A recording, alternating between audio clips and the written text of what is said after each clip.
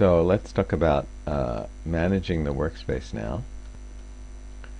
And first thing you want to do is check to see what your current where your basically all your files are going to be saved to, and if you're going to read files, where they're going to be read from by default. So you do that by this command. So this is important, and you should learn to use this like that. So I can see that my working directory is in my documents folder here. So that means if I save something, it's going to be saved in here, unless I specify otherwise.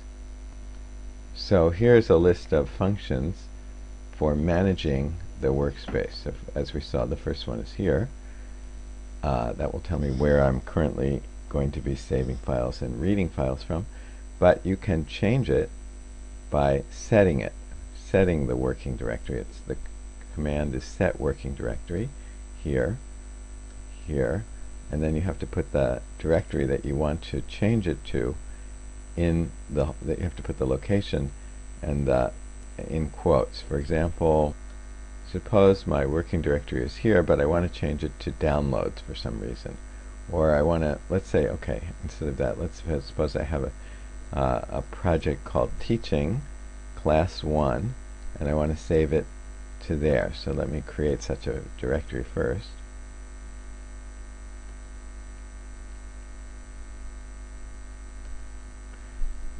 I'm not sure if it's good to have spaces, so I'm going to leave them not have spaces. Teaching Class 1. Okay, so suppose I have such a directory, and now I can copy the path up here. Unfortunately, R doesn't like these backslashes, so I have to change those backslashes to forward slashes. Unfortunately, because it's kind of troublesome. Now, if I had a long path, I could do that by doing something like this, and then doing find and replace. Maybe you don't need to do this, but find, replace, and replace backslash by forward slash. If you want to do it just by hand, you can of course do it that way. But there, I did it. So now, suppose I wanted to change my working directory to that. I could do this, don't forget the quotes, and I think I need another slash at the end, like that. And now, I have that. So now if I say get wd, it's that. Okay, so now, so I can create a folder and create a project in here, and everything that I do will be saved into there. Now actually I don't really want to do that, so I think I'll go back to where I was by copying the original one and then doing set wd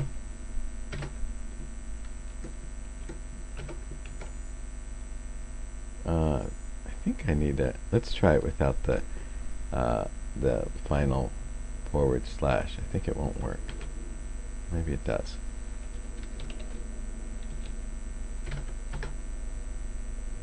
Whoops. So by the way, when I did that just now, get wd without the brackets, it's going to tell me that about what this is. And this happens to be a function, so it's going to tell me that it's a function. If I did this, well, yeah, you know that. Okay. So let's see. Get wd. If I do this, okay. So I guess it's okay. So the next thing you can do is list all the objects in your current session. So let's see what that means. So let's type in ls.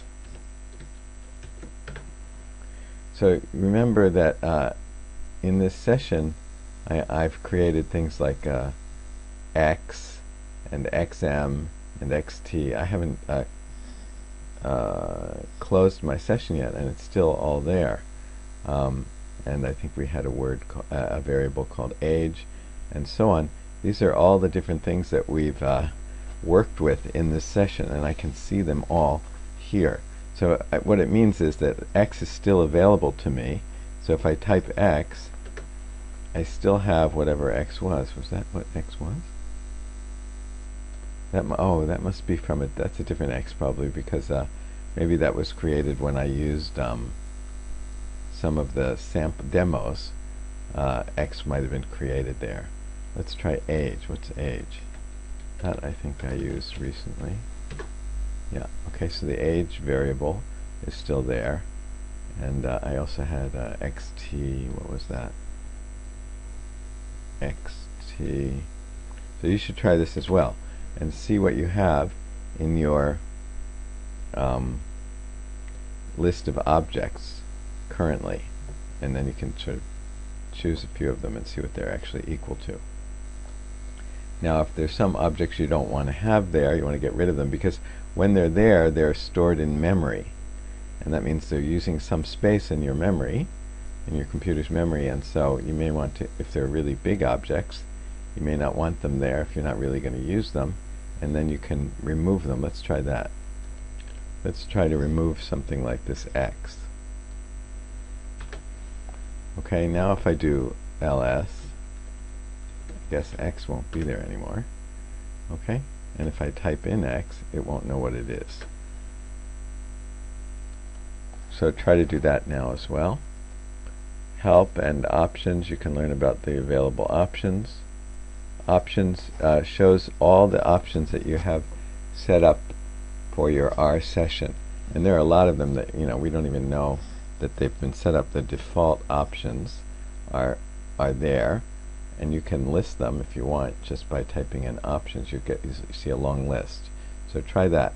Type in options and see what you get. It's going to be a long list of what all the different options for your current R installation and what they're set to.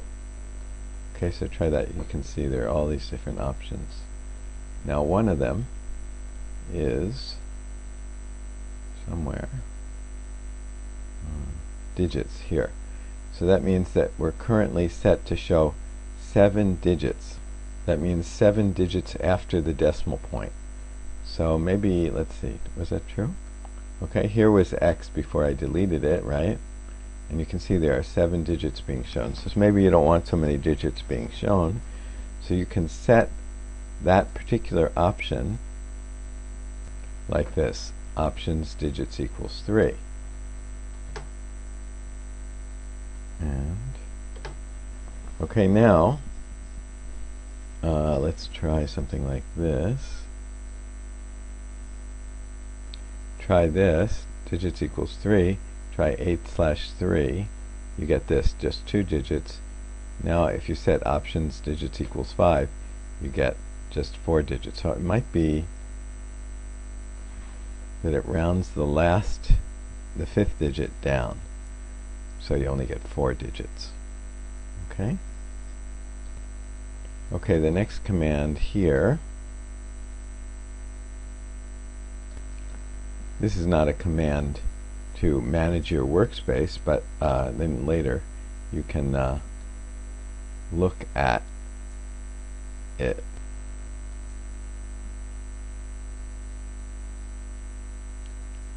So if you want to try it, we can try it. It's just another command, not managing the workspace at all, but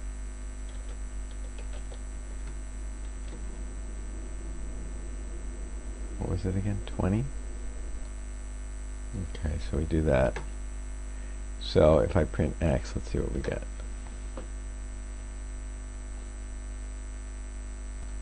So actually, I'm not sure why, but the options don't seem to, digits 3 doesn't seem to apply to this. But anyway, so this is just, so what this does, for your information, is it just generates random numbers between 0 and 20. No, I'm sorry, I made a mistake. It's random numbers between 0 and 1, and it generates 20 of them. So you can see I just have a bunch of random numbers here between 0 and 1. Each one of them is between 0 and 1. And that's what's in X. And then it just says, and we could do this. This has nothing to do with managing the workspace, but I'll just show you. Whoops, sorry.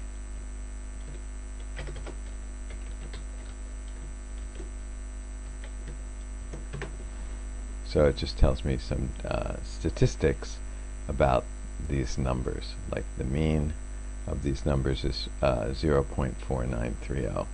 And these are other statistics which we're not doing statistics, so I'm not sure that you know what these mean or not, if you know what these mean or not, but we're not going to talk about them anyway, or at least not right now. Now, we could also do this. This has, again, nothing to do with managing the workspace, but I'll just do it anyway since it's in that text. This just generates a histogram of this data. Histogram means some kind of picture of this data. And that's this. Okay, so it's a kind of how much of the data was in between 0.2 and 0.4. This amount of data. There were five pieces of data. 5. How much of those numbers were what percentage? How many numbers were between 0 and 2? There were 4, and so on. Okay, so that has nothing to do with. Oops. Sorry, go back to here. But next, we can save our history. So that we talked about that before, but you can save all of the commands that you've done so far.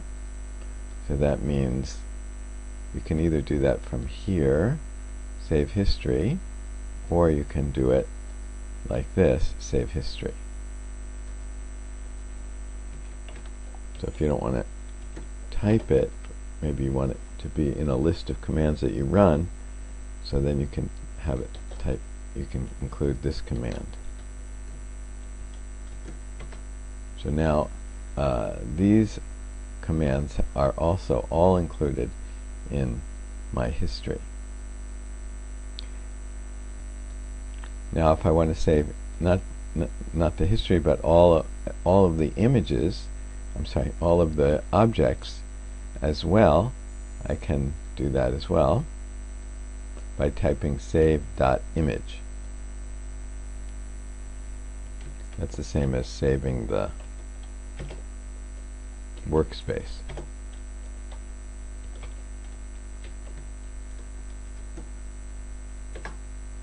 Okay, now if I quit,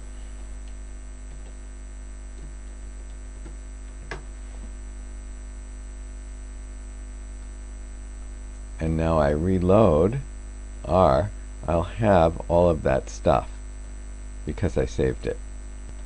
So I just reloaded R, and it loads from the default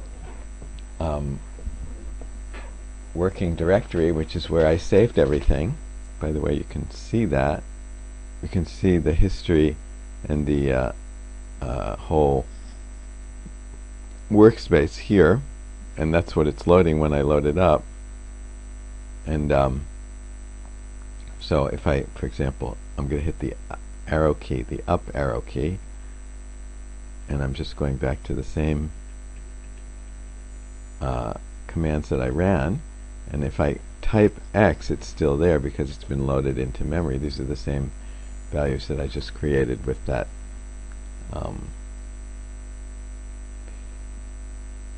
random number generator. Now we said that you can set the working directory with this, so you can change it to another directory, so you have a different project and you can set it there. So if you save to a different working directory, then you can open up that workspace after you quit. You can go back to the workspace. For example, I just saved to this teaching class one. So if I want to open up that if I want to open up that project, I just go to that directory and start R from there. In other words, by start R from there, I mean double click on this. And now I have the project that's in that directory loaded. Okay, if you just start up R from your program from here, you're just going to go to the default working directory. Okay?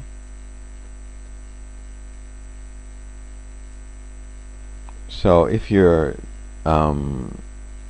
working on a particular project, you should start R from there. In other words, double click on this icon in that directory, on this icon in that directory.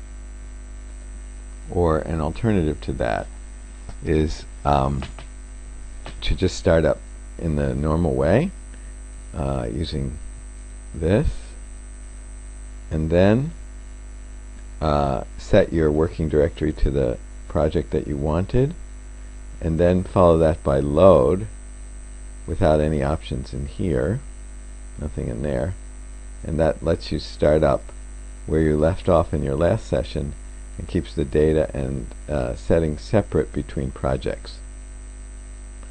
It says on Windows and Mac OS platforms it's even easier. Just navigate to the project directory and double click on the saved image.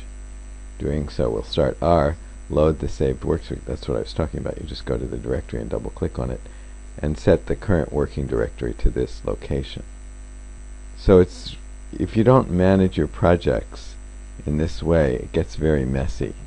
So it's much better if you have separate projects. Like for each homework, you might want to have a separate project folder, or for any other projects that you have, you'll have a separate project folder. That way you can save the workspace and the history and then use it next time, and not be getting it confused with all the other objects and history for a different project.